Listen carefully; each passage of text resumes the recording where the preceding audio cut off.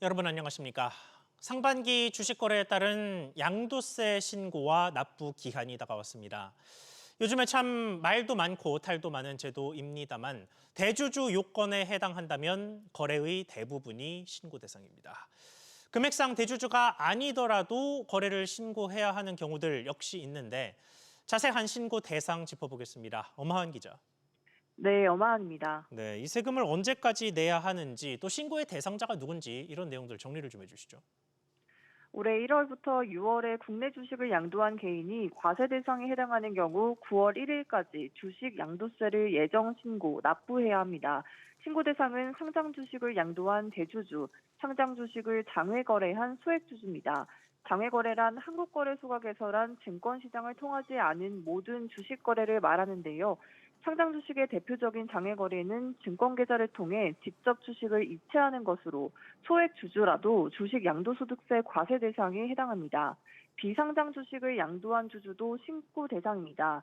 단 중소, 중견기업 주식을 KOTC 시장에서 거래한 소액 주주는 신고 대상에서 제외됩니다. 네, 그러니까 대주주는 거래 전체, 소액 주주는 장외 거래, 대략 이렇게 정리되는 셈인 것 같은데 그런데 대체 거래소는 어쨌든 한국 거래소가 아니잖아요. 이럼 장외 거래가 됩니까? 대체거래소를 통한 상장 주식 거래는 증권시장에서의 거래로 간주합니다. 이에 따라 대주주라면 과세 대상이지만 소액주주는 과세 대상이 아닙니다. 주식 양도세 과세 대상 상장법인 대주주 요건은 코스피 기준 지분율 1% 이상 또는 시가총액 50억 원 이상인 경우입니다. 또 정규 거래 시간 외에 한국거래소를 통해 이루어지는 시간외 매매는 장외 거래가 아닌데요. 거래 시간만 다를 뿐 장내 거래에 해당돼 대주주라면 과세 대상입니다. 양도세를 과소 신고하는 경우 10%의 과선세가 부과되며 예정 신고 기한까지 신고하지 않아도 20%가 부과됩니다. 국세청은 이번 신고부터 증권사로부터 개정한 주식 이체 자료를 조기 수집해 상장 주식을 장외 거래한 소액 주주와 비상장 법인 주주에게도 신고 안내를 처음으로 실시합니다. SBS 비즈 엄하은입니다.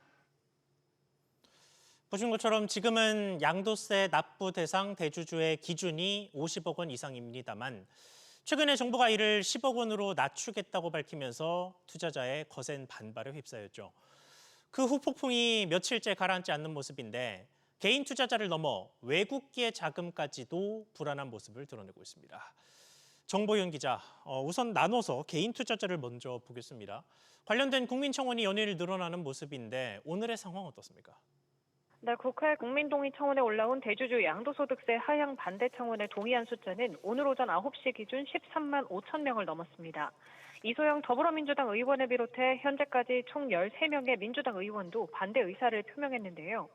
여권에서도 의견이 갈리자 정청래 민주당 대표는 공개 발언 자제령을 내리고 빠른 시간 안에 입장을 정리해 알리겠다고 말했습니다. 대통령실은 당 지도부에 주식 양도소득세 대주주 요건 강화 방안과 관련한 당내 의견을 수렴해 전달해달라고 요청하는 것으로 알려졌는데요. 당내 의견을 바탕으로 기준을 재조정하겠다는 취지로 해석됩니다. 네, 그런데 이런 가운데 외국계 자금이 불안하다라는 건 무슨 얘기입니까? 네, 시티그룹은 한국의 부정적인 세금 뉴스와 관련해 신흥 아시아 시장에 대한 자산 비중을 중립으로 축소한다고 밝혔습니다. 시티그룹은 이번 세금 개편은 시장 가치를 높이려는 코리아업 프로그램 취지와 반대라며 하방 압력이 더 있을 것이라고 평가했습니다. 골드만삭스는 세금 정책의 불확실성을 지적했고 홍콩계 증권사 CLSA는 단기적으로 증시가 반시장 정책에 실망할 것이라고 봤는데요. CLSA는 채찍은 있고 당근은 없다며 금융, 지주사 관련주를 중심으로 차익 실현 매물이 쏟아질 것으로 분석했습니다. SBS 비즈 정보인입니다. 금융권 곳곳에서는 잊을만 하면 금융상품에 대규모 손실이 터지고 이럴 때 높은 확률로 불완전 판매도 속속 드러납니다. 수익이 잘 나올 때야 이걸 따질 이유가 없지만 문제가 생겨서 따져보니 부실한 판매 절차가 있었더라라는 식이죠. 이에 앞으로 금융기관들이 고난도 금융투자 상품 가입대의 녹취 범위를 더 늘리고 안내 정확도도 더 높이기로 했습니다. 이민후 기자, 어떤 것들이 달라집니까? 네, 앞으로 금융사가 고난도 금융투자 상품을 판매할 경우 투자자 정보를 작성하는 적합성 평가 시점부터 녹취를 시작합니다. 만약 투자자가 자신의 정보를 작성하는 시점에 녹취를 거부하면 금융사들은 결과를 안내하는 시점부터 녹취가 가능합니다. 기존에는 고난도 금융투자 상품을 설명하는 설명 의무 이행 단계에서부터 녹취했는데 확대된 겁니다. 앞서 지난 2021년에 처음으로 고난도 금융투자 상품에 대한 녹취 의무가 생긴 이후 4년 만에 확대된 겁니다. 이번 개정은 금융투자 상품의 불안전 판매를 예방을 위한 금융소비자보호법 시행령 감독 규정 개정안에 따른 금융투자협회의 후속 조치입니다. 앞서 홍콩 ELS의 경우 판매단에서 상품을 판매할 때 투자자들에게 적합한 투자 정보를 제공하지 못해 불안전 판매 소지가 생겼던 바 있는데요. 금융당국에서 이 같은 위반 사항이 공통적으로 적발돼 은행은 20에서 30%, 증권은 20에서 40% 수준의 기본 배상 비율이 책정된 바 있습니다. 네, 다만 녹취만 확대하는 건 금융사의 면피성 대책이다 싶기도 한데요. 투자자를 정확하게 알고 정확하게 안내하는 게 근본적으로 중요하지 않겠습니까? 네, 투자자의 손실 감내 수준도 더 쉽고 정교하게 파악하는데요. 기존에는 4단계로 나눠 원금 기준 수십 % 범위를 문구로 응답하게 했는데요. 이제는 수십 % 이내 손실 감내 가능이란 문구로 6단계로 나눠 세분화했습니다. 동시에 투자자의 투자 예정 기간도 추가로 파악하는 방식으로 바뀌었습니다. 개정된 판매 방식은 오는 25일 이후 금소법 개정안이 국무회의 의결을 통과한 뒤 시행됩니다. SBS BG 이민호입니다. 카드사들의 분쟁도 짚어보겠습니다. 지난해 TMF 사태로 인해 카드사들을 상대로 한 분쟁이 크게 늘어난 바 있습니다. 상반기에도 이런 흐름이 이어지면서 1년 전과 비교해 분쟁 조정 신청 건수가 2배 넘게 늘어난 것으로 나타났습니다. 신성호 기자. 네, 신성호입니다. 네, 분쟁 조정 신청 몇 건이나 됐습니까? 네, 올해 상반기 금융감독원에 제기된 카드사 대상 분쟁 조정 신청건은 총 1,052건으로 나타났습니다.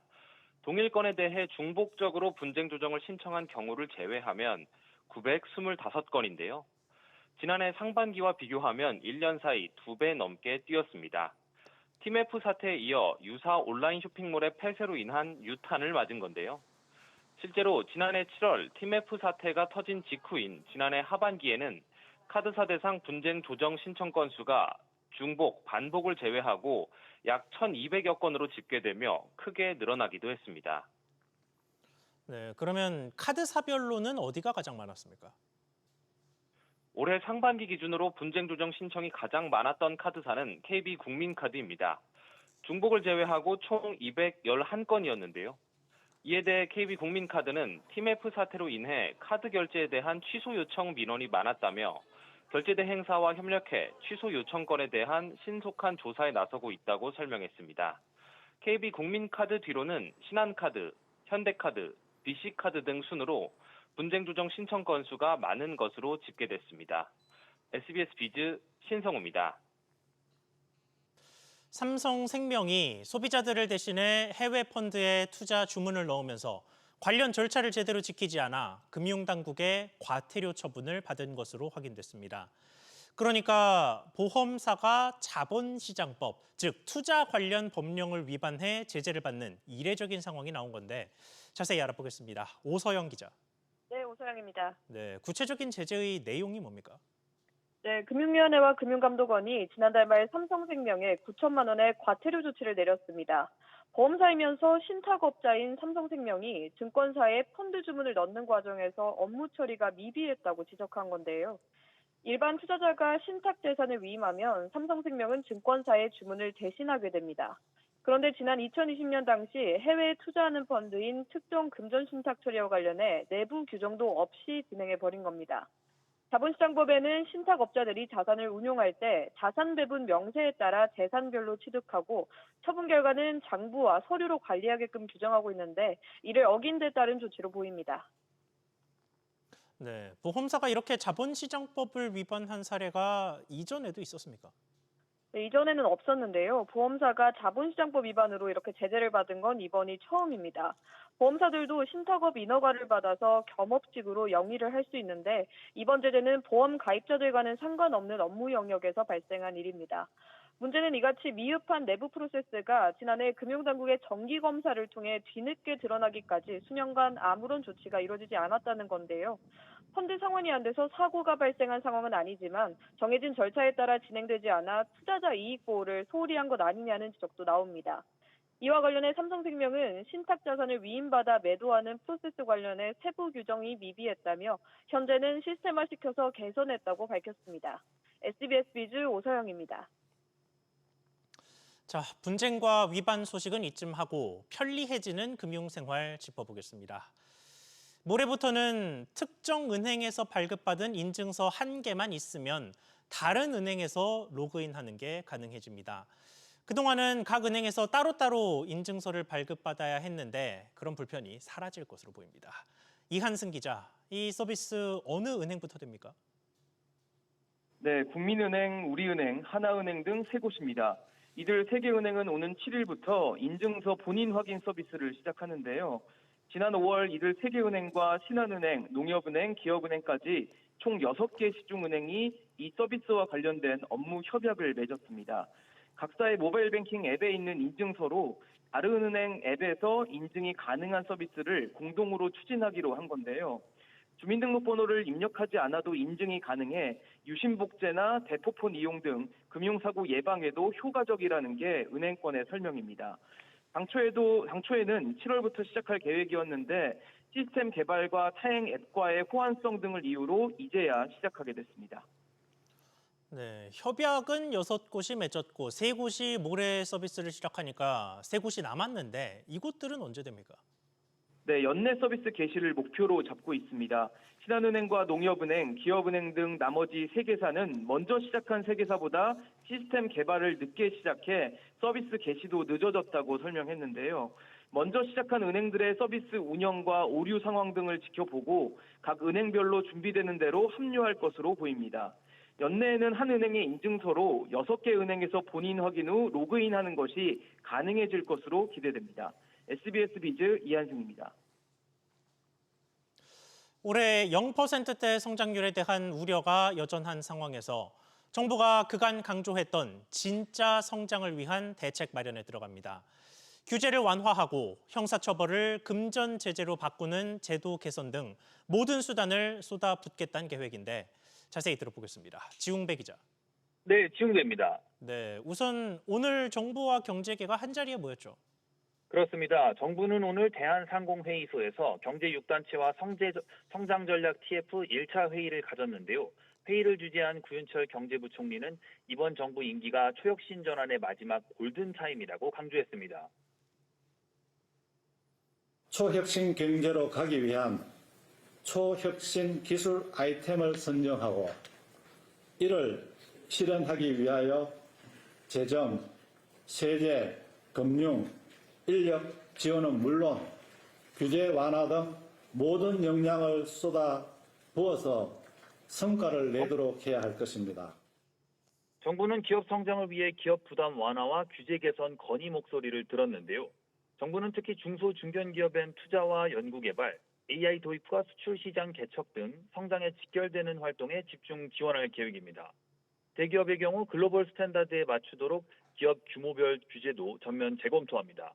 이와 함께 형사처벌 위주의 제재를 금전벌로 전환하고 의무 위반 사항이 중대하지 않거나 고의 중과실이 아닌 경우 면책 규정을 신설합니다. 네, 그리고 요즘에 경제계 가장 큰 화두였던 미국의 관세 관련 이야기도 나왔던데 자세한 내용도 전해주시죠. 네, 정부는 한미 관세 협상 결과를 경제계에 설명했는데요.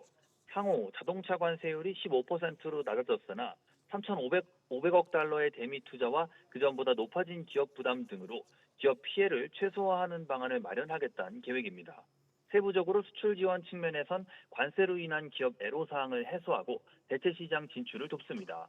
국내 대책으로는 위축될 수 있는 내수를 진작시키고 불공정 무역에 대응하기 위한 무역 구제 조치도 강화할 계획입니다. SBS 비즈 지웅배입니다.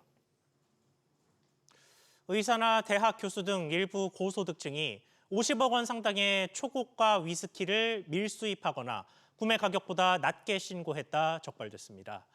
이들 중 일부는 제품에 웃돈을 붙여 되팔기까지 했습니다. 정윤형 기자, 자세한 적발 내용 전해주시죠.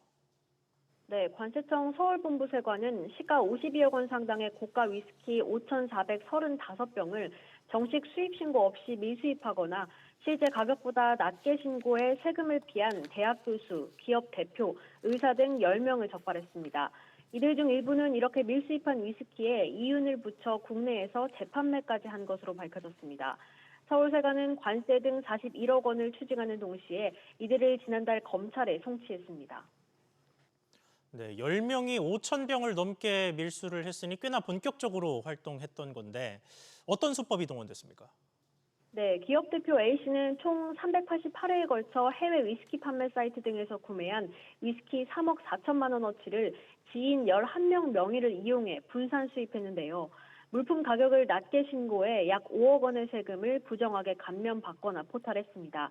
의사 B씨의 경우 해외 직구로 한 병에 수천만 원 하는 고가의 위스키를 수입하면서 품명을 유리 제품으로 속여 신고하는 방법으로 약 8억 원의 세금을 피했습니다. 서울세관은 개인이 자가사용 목적으로 해외 직구를 통해 150달러를 초과한 주류를 수입하는 경우 세금을 납부해야 한다고 설명했습니다. 또 해외 직구나 해외여행을 통해 고가 물품을 구매한 뒤 정식 수입 신고 없이 탈세하는 경우 세금 추징은 물론 형사처벌까지 받을 수 있다고 강조했습니다. SBS 비즈 정은영입니다. 소비자 물가가 지난달까지 2달 연속 2%대 상승세를 이어갔습니다. 특히 폭염과 폭우가 반복되는 이상기후로 인해 과일과 채소값이 떨어질 줄 모르고 있습니다. 서주현 기자, 지난달이 너무 더웠죠. 폭염이 분명히 물가에 영향을 줬을 것 같습니다. 네, 그렇습니다. 이 통계청에 따르면 지난달 소비자 물가 지수는 116.52로 1년 전보다 2.1% 올랐습니다. 지난 5월에 2% 아래로 떨어지는 듯 했지만 6월부터 2달 연속 다시 2%대 상승률을 보이고 있는 겁니다. 특히 과일, 채소 물가가 고공행진을 하고 있는데요. 제철 과일은 수박이 20.7% 뛰었고 시금치는 무려 78.4%로 한 달 사이에만 2배 급등했습니다.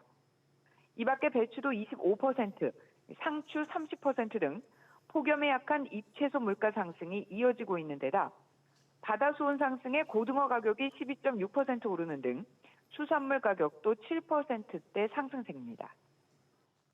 네, 그리고 가공식품이나 외식 물가의 상승세도 여전하죠. 네, 가공식품은 소비자들의 체감 물가에 큰 영향을 주는 항목인데 4.1% 올랐습니다. 특히 커피 가격이 15.9% 급등했고 햄과 베이컨 7.1%, 빵도 6.4% 올랐습니다. 이런 식재료 물가와 인건비 가격 상승 등의 영향으로 외식 물가도 지난달 3.2% 오르며 상승폭이 확대됐는데요. 가성비 도시락 프랜차이즈인 한솥이 최근 최대 20% 제품값을 올리는 등 업계의 가격 인상도 이어지고 있습니다. SBS 비즈 서주현입니다. 미국 금리 인하와 대주주 양도세 상한 조정의 기대감에 코스피와 코스닥이 동반 상승하고 있습니다. 오후 3시 기준 코스피는 1.5%가량 3,197포인트 안팎에서 코스닥은 1.7% 내외 오른 797선에서 거래되고 있습니다. 달러원 환율은 3원 넘게 상승한 1,389원 안팎에서 오르내리는 중입니다. 대한항공이 다음 달부터 프레스티지석과 일반석의 중간 좌석 등급 프리미엄석을 도입한다고 밝혔습니다. 일반석보다 1.5배가량 넓은 프리미엄석은 일반석 정상 운임 대비 110% 수준으로 가격이 책정됐습니다. 기내식과 수화물 위탁 등 프레스티지석과 동일한 서비스가 제공됩니다. 대한항공은 우선 중단거리 노선에 프리미엄석을 적용하고 항공기를 추가 투입해 순차 확대할 예정이라고 설명했습니다. 제품 결함에 따른 리콜 건수가 지난해까지 2년째 감소한 것으로 나타났습니다. 공정거래위원회는 지난해 중앙기관과 지자체, 소비자원 등의 리콜 건수가 2,500여 건으로 전년 대비 9.8% 감소했다고 밝혔습니다.